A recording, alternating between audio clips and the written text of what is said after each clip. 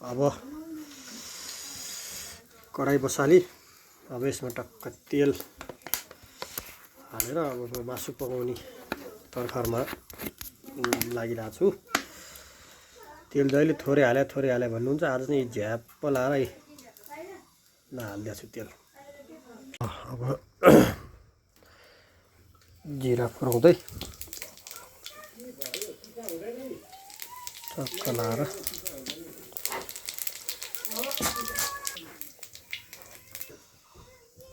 ल अब मासु हालिदिँदैछु।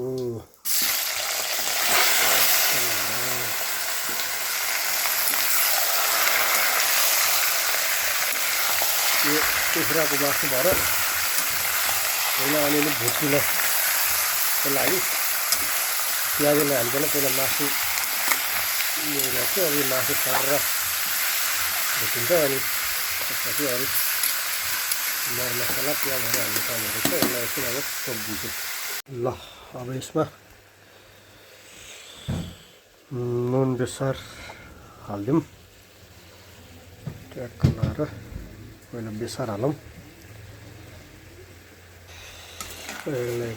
लक्क बेसार हालेर चलाइदिउँ। बेसार सबैतिर लाग्छ, अनि नुन हाल्नुपर्छ।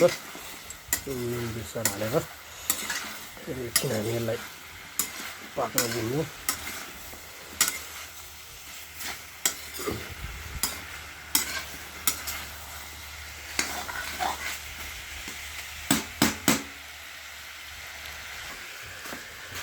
ल अब नुन हालौँ। यसलाई अब ट्याक्क नुन हालेर एकछिन चलाइदिनु पर्यो।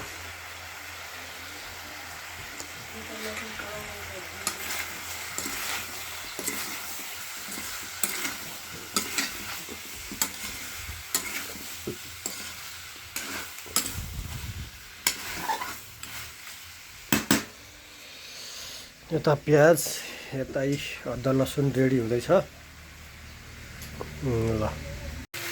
ल अब प्याज राख्ने बेला हो। टक्क प्याज हालेर एकचोटि फेरि प्याजलाई छोपेर प्याज हाल्छ।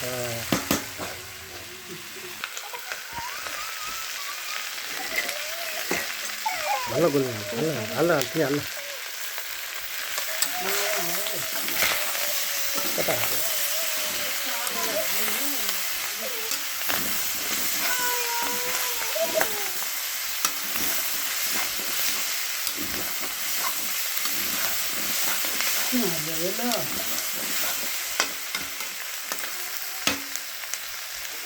अब मासु पटपट पड्किन लाग्यो।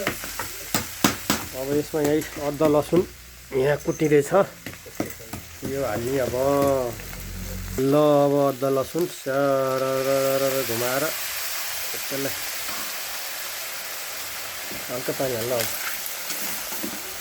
अदुवा लसुन हालेपछि एकछिन अब यसलाई अदुवा लसुनसँग पकाएर अनि मरमसला हाल्नुपर्छ। एकछिनपछि ल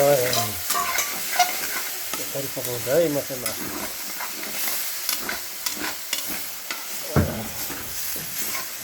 ल अब मसला राख्ने टाइम भयो। सरर मसला हालिदिउँ। त्यो सबै हालिदिउँ। ल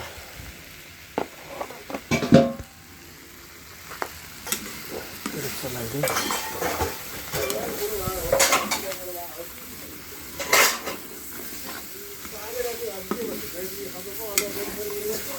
पानी लिएर गयो।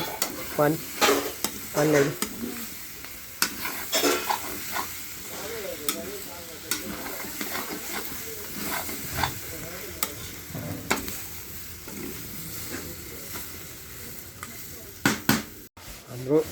हाम्रो मासु खानको लागि रेडी भयो। अब